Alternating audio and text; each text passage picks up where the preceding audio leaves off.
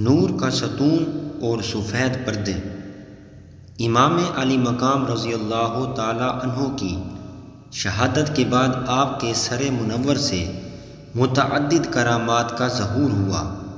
امام علی مقام رضی اللہ تعالی عنہ کا سر انور رسوائے زمانہ یزیدی بدبخت خولی بن یزید کے پاس تھا۔ وہ رات کے وقت کوفہ پہنچا۔ قصر امارات کا دروازہ بند ہو چکا تھا۔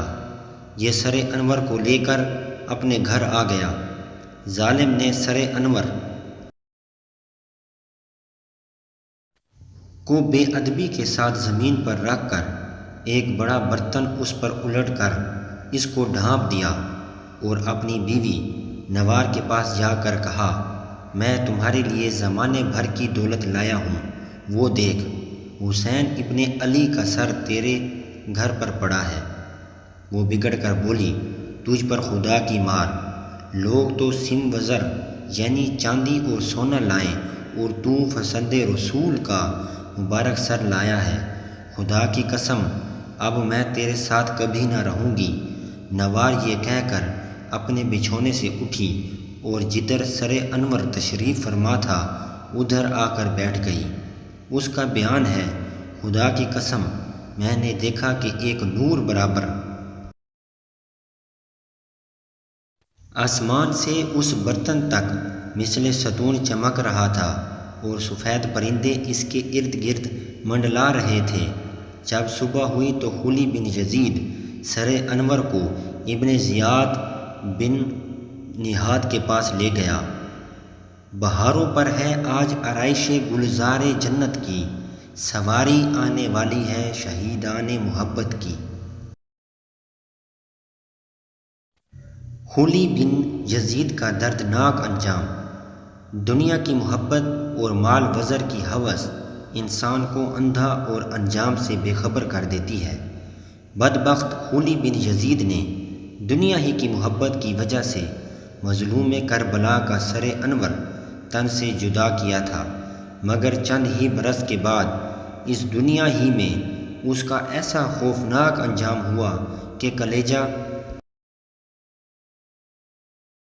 کانپ جاتا ہے۔ چنانچہ چند ہی برس کے بعد مختار ثقفی نے قاتلین امام حسین رضی اللہ تعالی عنہ کے خلاف جو انتقامی کارروائی کی، ایک ضمن میں صدر الفاضل حضرت علامہ مولانا سید محمد نعیم الدین مراد آبادی رحمۃ اللہ علیہ فرماتے ہیں، مختار نے ایک حکم دیا کہ کربلا میں جو شخص لشکر یزید کے سپہ سالار عمر بن سعد کا شریک تھا وہ جہاں پایا جائے مار ڈالا جائے۔ یہ حکم سن کر کوفہ کے جفا شیار سرما یعنی ظالم و ناانصاف بہادر بصرہ بھاگنا شروع ہوئے۔ مختار کے لشکر نے ان کا تعقب یعنی پیچھا کیا، جس کو جہاں پایا ختم کر دیا، لاشیں جلا ڈالی، گھر لوٹ لیے۔ خولی بن یزید جو خبیث ہے، جس نے حضرت امام علی مقام سیدنا امام حسین رضی اللہ تعالی عنہ کا سر مبارک تن اقدس سے جدا کیا تھا، یہ روز سیاہ بھی گرفتار کر کے مختار کے پاس لایا گیا۔ مختار نے پہلے ہی اس کے چاروں ہاتھ پیر کٹوائے، پھر سولی چڑھایا، آخر آگ میں جھونک دیا۔ اس طرح لشکر ابن سعد کے تمام اشرار کو طرح طرح کے عذابوں کے ساتھ ہلاک کیا۔ 6000 کوفی جو حضرت امام علی مقام رضی اللہ تعالی عنہ کے قاتل میں شریک تھے، ان کو گرفتار کیا اور طرح طرح کے عذابوں کے ساتھ ہلاک کر دیا گیا۔